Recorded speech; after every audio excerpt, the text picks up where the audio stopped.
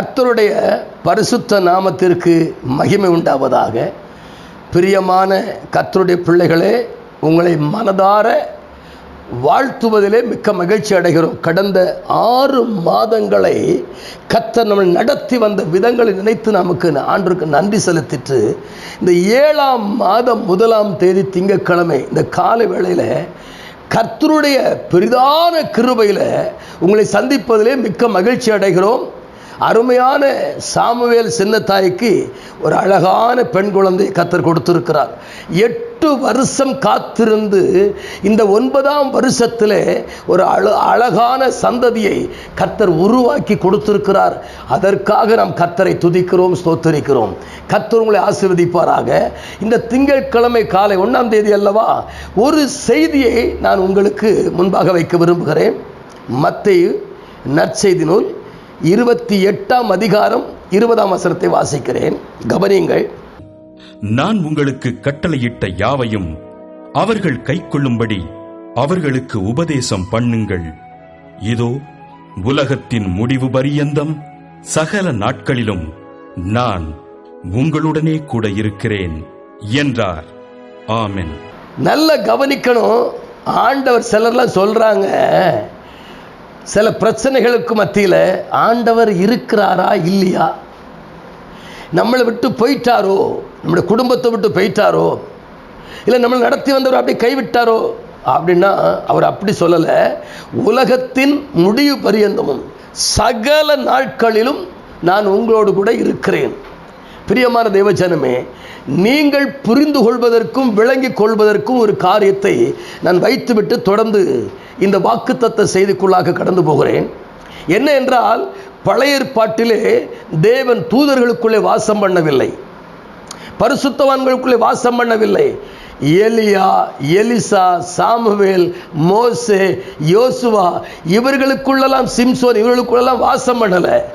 வருவார், வேலையை முடிப்பார், போய்விடுவார். நல்ல கவனிங்க. பழைய ஏற்பாட்டில் சிம்சோனை கொண்டு ஒரு கழுதையினுடைய தாடை எலும்பு எடுத்துக்கொண்டு 1000 பேரை அடித்து நிர்மூலமாக்கினார். அது முடிந்த உடனே அவர் போய்விடுகிறார். ஆனால் புதிய ஏற்பாட்டு பரிசுத்தவான்கள் ஆகிய நீங்கள் விசேஷித்தவர்கள், விடுதலை பெற்றவர்கள், வித்தியாசமானவர்கள், விலையேறப்பெற்றவர்கள். விலையேறப்பெற்ற நீங்கள் எப்படி தெரியுமா? நீங்கள் அழைக்கப்பட்டு ஞானஸ்தானம் பெற்று பாவ மன்னிப்புக்காக பரிசுத்தாவினுடைய வரத்தை பெறும் பொழுது ஆவியான உங்களுக்குள்ளே வாசம் பண்ணுகிறார். கொலோசையர் 1ஆம் அதிகாரம் 27ஆம் வசனம், கிறிஸ்துவானவர் மகிமை நம்பிக்கையாய் உங்களுக்குள் இருப்பது இந்த ரகசியம். பழைய ஏற்பாட்டு காலத்தில் வெளியே இருந்து செயல்பட்ட தேவன் புதிய ஏற்பாட்டு காலத்தில் உங்களுக்குள் இருந்து செயல்படுகிறார். அது எப்படி உங்களை கைவிடுவார், எப்படி உங்களை மறப்பார்? சில நேரங்களில் சில பதில்கள் கிடைக்காமல் இருக்கலாம், சில நன்மைகள் வந்து சேராமல் இருக்கலாம். அதற்காக நீங்கள் பரிதவிப்பீர்கள். சில சொல்றாங்க, ஒரு காரியத்தை ஜெயிக்க முடியல, ஜெபிக்க முடியல, தடையா இருக்குது, பலகீனமா இருக்கு. நானும் ஜெபித்து பார்க்கிறேன், முடியல. யாராவது சப்போர்ட்டுக்கு வருவாங்களான்னு எதிர்பார்க்கிறேன், முடியாத நிலையில் உட்கார்ந்துகிட்டு இருக்கிறேன். ஜெயம் கொள்ள முடியலையே, வெற்றி எடுக்க முடியலையே, தோல்வியாலாம் இருக்கிறது. இந்த நிலையில் எப்படி கடந்து போவது என்பதை அநேகர் தனிப்பட்ட வாழ்க்கையில கதறாங்க, தனிப்பட்ட வாழ்க்கையில புலம்புறாங்க. எப்படி? ஜெபிக்க முடியல, விடுதலோடு கூட கர்த்தரை ஆராதிக்க முடியல, தேவனுடைய வசனத்தை எடுத்து வாசித்தா தூக்கம் வருது, சொல்ல முடியல, வருத்தமா இருக்கு, வேதனையா இருக்கு அப்படின்றாங்க. அருமையான தேவச்சனமே, அதனால தான் அவர் சொல்றாரு, இந்த உலகம் முடிவு வரைக்கும், இந்த உலகம் முடிவு வரைக்கும், முடிவு பரியந்தமும் ஆண்டவர் உங்களோடு கூட இருக்கிறேன் என்று வாக்கு கொடுக்கிறார். ஏதான் இந்த 7ஆம் மாதம் 1ஆம் தேதியினுடைய வாக்கு தத்தம் என்ன? இந்த உலகத்தின் முடிவு பிரிவு அழைத்து, அபிஷேகித்து, வேறு பிரித்து நடத்தி ஊழியத்தின் பாதையிலே பயன்படுத்துகிறவரும் சரி, ஆராதனை ஸ்தலத்துக்குள்ளே பிரவேசிக்கிற மக்களும் சரி, விசுவாசிகளும் சரி, ஊழியக்காரரையும் பார்த்து சொல்லுகிறார், உலகத்தின் முடிவு பரியந்தமும் சகல நாட்கள் நான் உங்களோடு கூட இருக்கிறேன், நான் உன்னை விட்டு விலகுவதும் இல்லை. யாக்கோப்ட சொன்னார், நான் உனக்கு சொன்னதை செய்யும் வரைக்கும் நான் உன்னை விட்டு விலகுவதும் இல்லை, உன்னை கைவிடுவதும் இல்லை. அப்போ தொடர்ந்து நடத்தி கொண்டு வருகிறார் அல்லவா, தொடர்ந்து நடத்தி கொண்டு வருகிறார். எவ்வளவு ஒரு ஆச்சரியமான ஒரு காரியம் தெரியுமா? எவ்வளவு அற்புதமான காரியம். பேதுரு சொல்றா, இயேசுவை நம்பி இருந்தோம், அவர் நம்மளை கைவிட்டாருன்னு சொல்லி மீன் பிடிப்பதற்காக மறுபடி போகிறான். போகும்பொழுது மற்றவர்கள் அவளோடு கூட போறாங்க. அவர் அந்த கடற்கரையில் வந்து நிற்கிறார்.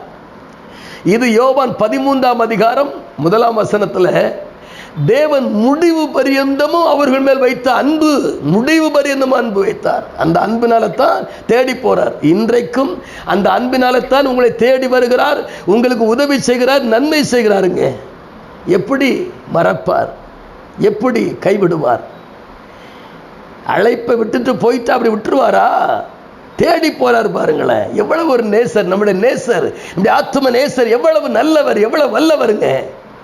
சோத்திரம். நாம் அவர் மேல் வைத்திருக்கிற நம்பிக்கை இருக்கு பார்த்தீங்களா, அதான் மிக முக்கியம். ஆரம்பத்தில் கொண்ட நம்பிக்கையை முடிவு பரியந்தமும் காத்துக்கொள்ளணும். அப்பப்ப விட்டு விட்டு போகக்கூடாது. அவர் உங்களோடு கூட இருக்கிறார். பூட்டப்பட்ட அறைக்குள் பிரவேசித்து உங்களுக்கு சமாதானம் உண்டாவதாக என்று சொன்னவர்.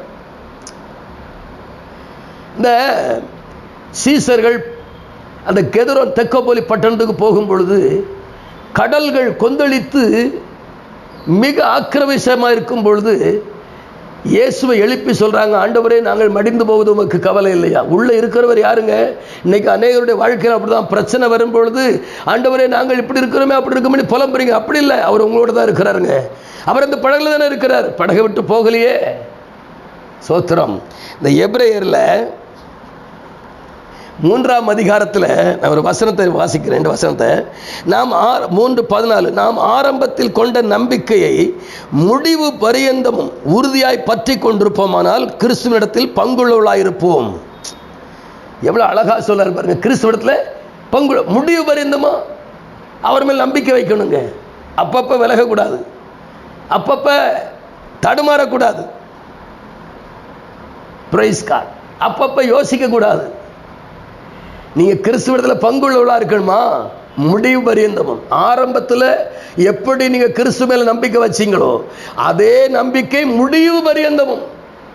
அதனால தான் அவர் சொல்றாரு மத்தேயுல, முடிவு பரியந்தம் நிலைத்திருக்கிறவன் ரட்சிக்கப்படுவான். முடிவு பரியந்தம் நிலைத்திருக்கிறவன் ரட்சிக்கப்படுவான்.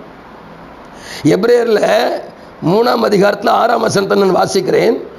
கிறிஸ்துவோ அவருடைய வீட்டிற்கு மேற்பட்டவரானாய் குமாரனாக உண்மை உள்ளவராய் இருக்கிறார்.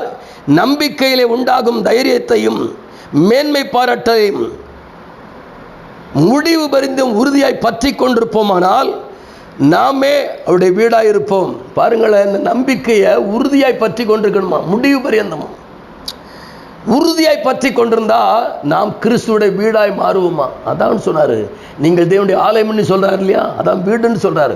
அவருடைய வீட்டில் அவர் எங்க உண்மை உள்ளவராக இருக்கிறார் என்று. அருமையான கர்த்தருடைய பிள்ளைகளே, உங்க வாழ்க்கையில கர்த்தர் உங்களை அழைத்தவர் ஒரு நாளும் கைவிட மாட்டாருங்க. உங்களை தேடி வந்தவர், உங்களை தெரிந்து கொண்டவர், மரண இருளின் கட்டுகளில் இருந்து உங்களை விடுவித்தவர், பாவத்திலிருந்து விடுவித்தவர், சாபத்திலிருந்து விடுவித்தவர், விலைக்கரையும் கொடுத்து உங்களை வாங்கினவர். நீங்க ஒரு வாகனத்தை வாங்கியிருக்கிறீங்கன்னா அந்த வாகனத்தை நீங்க தானே பராமரிக்கணும், அதுக்கு நீங்க தானே செலவு பண்ணணும். அப்போ இயேசு கிறிஸ்து உங்களை தன்னுடைய சுய ரத்தத்தினால் சம்பாதித்திருக்கிறார் என்றால், அவர் உங்களை விலைக்கரை கொடுத்து வாங்கியிருக்கிறார் என்றால், அவர் அல்லவா உங்களை பராமரிக்க வேண்டும். நீங்க ஏன் கவலைப்படுறீங்க? பராமரிப்பது, பாதுகாப்பது, போஷிப்பது, உங்க பிரச்சனைகள் அத்தனையும் மாற்றி அமைப்பது. உங்க வீட்டில் பிள்ளைகளுக்கு திருமணமாகாமல் இருக்கலாம், அது உங்களுக்கு மிகுந்த பாரமா இருக்கலாம். அதையும் அறிந்துதான் நடத்துகிறார். ஏற்ற வேளையில திருமணத்தை நடத்தி வைக்கிறார், ஏற்ற வேளையில பிள்ளை பாக்கியத்தை கொடுக்கிறார். நிறைய பேர் இன்னைக்கு பிள்ளை இல்லாம கஷ்டப்படுறாங்க, பிள்ளை இல்லாம கஷ்டப்படுறாங்க. ஆண்டவர் ஒரு குறித்த காலத்தை வைத்திருக்கிறார். அந்த காலம் வரைக்கும் முடிவு வரட்டும்னு சொல்லி காத்திருக்க வேண்டும். முடிவை உண்டாக்குறவர் கர்த்தர். நீங்களா முடிவெடுக்காதீங்க. பிள்ளை இல்லைன்னு சொல்லிட்டு மெடிக்கல் ரீதியாக போய் வேற ஏதோ ஒரு விதத்தில் பிள்ளையை பத்துக்கிடாதீங்க. காலதாமதம், நல்ல கவனிங்க. காலதாமதம் ஒரு தீர்க்கதரிசியை கர்த்தர் உருவாக்குவதற்காக, ஒரு அப்போஸ்தலரை உருவாக்குவதற்காக, ஒரு சுவிசேஷரை உருவாக்குவதற்காக. சோத்திரம். இதெல்லாம் நினைக்கணுங்க. தேசத்தை ஆளுகிறவர்களை உருவாக்கலாம். ஏன் ஒரு சாமுவேலை உருவாக்கவில்லையா காலதாமதத்தில்? ஒரு யோசேப்பை உருவாக்கலையா காலதாமதத்தில்? ஒரு யோவான் ஸ்நானனை உருவாக்கலையா காலதாமதத்தில்? காலதாமதம் எல்லாம் நீங்க நினைக்கிற மாதிரி கிடையாது. உங்க மாமியார், உங்க நாத்தனார், ஐயோ குழந்தை இல்லை, இவளை தள்ளி விட்டுட்டு வேற கல்யாணத்தை முடிச்சு வைப்போன்னு என்னத்தான் ஆலோசனை பண்ணாலும் தேவன் இணைத்த உறவில் அவர் நிற்கிறார் என்று மல்கியா 2:14 சொல்லுகிறது. மல்கியா 2:14 என்ன சொல்லுகிறது? ஏன் ஏன் ஏன் ஏன் குழந்தை இல்லை, ஏன் குழந்தை இல்லை கேட்குறீங்கள? கத்தட்ட அவர் சொல்லாரு, உனக்கும் உன் இளவயதின் மனைவிக்கு நான் சாட்சியாயிருக்கிறேன் என்றார். உன்னுடைய உடன்படிக்கையின் தோழி என்று சொல்லுகிறார். அவளுக்கு நீ துரோகம் பண்ணாத, துரோகம் பண்ணாத, மனைவிக்கு துரோகம் பண்ணாத, பிள்ளைகளுக்கு துரோகம் பண்ணாத. சோத்திரம். பிள்ளை வரும், காலதாமதமானாலும் கர்த்தர் சரியாய் கொண்டு நிறுத்துவார். அருமையான கர்த்தருடைய பிள்ளைகளே, நீங்கள் தேவனுடைய வீடா இருப்பதற்கு அவரோடு கூட முடிவு பரியந்தமும் அந்த உண்மை உத்தமத்தோடு இருந்து பாருங்க. நாம் ஆரம்பத்தில் கொண்டிருந்த நம்பிக்கை முடிவு பரிந்தும் உறுதியாய் பற்றி கொண்டிருப்போமானால் கிறிஸ்துவிடத்தில் பங்குள்ளவளாயிருப்போம். ஒரு நல்ல பங்குக்காக மரியாள் தன்னை விட்டு எடுபடாத நல்ல பங்கு. ரூத்துக்கு ஒரு நல்ல பங்கு கொடுக்கப்பட்டுச்சு. மோவாப் தேசத்தில் பிறந்தாலும் பெத்லெஹேமில் வந்து யூத கோத்திரத்திலே வந்து போவாசுக்கு வாழ்க்கைப்பட்டு தாவீதுடைய சந்ததியில் வந்து இணைக்கப்படுறா பாருங்க, எவ்வளவு பெரிய பாக்கியம். முடிவு அவ சொன்ன, அந்த அம்மா சொன்னா, ரூத்து சொன்னா, உம்முடைய தேவன் என்னுடைய தேவன், உம்முடைய ஜனம் என்னுடைய ஜனம், நீர் தங்கும் இடத்தில் நான் தங்குவேன், நீ சாகும் இடத்தில் நான் சாவேன், அதை பற்றி பேச வேண்டாம் என்று மன உறுதியோட, மன உறுதியில, தெளிவில் ரூத் அப்படி பின்பற்றினா பாருங்க நகோமிய. இன்னைக்கு அப்படி இல்லைல்ல, நிறைய தடம் புரளுது, நிறைய வருத்தம் உண்டாகுது, கர்த்தரை விட்டு விலகுறாங்க, என்னெல்லாம நடக்குது. அவைகளுக்கு மத்தியிலும் நடத்துகிற ஒருவர் உங்களை முடிவு பரியந்தம் நடத்துவார். முடிவு பரியந்தமும். கைவிடுகிறவர் அல்ல, கைவிடுகிறவர் அல்ல, கைவிடுகிறவர் அல்ல. சோத்திரம். ஆண்டவர் ஒரு நாளும் உங்களை விட்டு விலகிறவர் அல்ல என்பதை நீங்கள் அறிந்து கொள்ளணும். நீங்க நினைக்கிற மாதிரி நேரத்துக்கு வந்து உதவி செய்யணும், அப்படி போகணும், அப்படிலாம் கிடையாது. அவர் முற்றும் முடிய ரட்சிக்க வல்லவராக இருக்கிறார். உங்களுக்காக தேவ சமூகத்திலே பரிந்து பேசிக் கொண்டிருக்கிறார். உங்களுக்காகவே ஒரு ராஜ்யத்தை கட்டி கொண்டிருக்கிறார். பார்த்தீங்களா? உங்க மேல வச்சிருக்க நம்பிக்கை பார்த்தீங்களா? அவர் ராஜ்யத்தை கட்டி கொண்டிருக்கிறார். உங்களுக்காக, உங்களுக்காக பிதாவுடைய சமூகத்தில் பரிந்து பேசுகிறார். உங்களுக்காக மறுபடியும் வரப்போகிறார். உங்களோடு கூட இருந்து உங்களை நடத்தி ஆசீர்வதித்து கரை சேர்க்கும் வரைக்கும் அவர் உங்களை விட்டு விலகுவதும் இல்லை, உங்களை கைவிடுவதும் இல்லை. நல்லா புரிந்து கொள்ளணுங்க. இன்னைக்கு நிறைய பேர் என்ன நினைக்கிறீங்க தெரியுமா?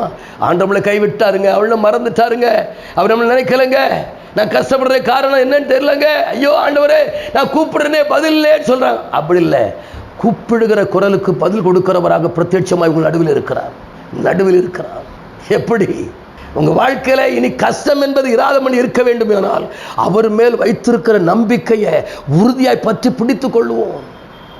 அது மட்டுமல்ல, அவர் ஒரு காரியம் சொன்னார், நீங்கள் புறப்பட்டு போய், இதான் அதில் ஒரு முக்கியமான ஒரு காரியம், நீங்கள் புறப்பட்டு போய் சகல ஜாதிகளையும் சீசராக்கி பிதா குமாரன் பரிசுத்தாவின் நாமத்தினாலே அவளுக்கு ஞானஸ்நானம் கொடுத்து நான் உங்களுக்கு கட்டளையிட்ட யாவையும் அவர் கை கொள்ளும்படி அவளுக்கு உபதேசம் பண்ணுங்கள்.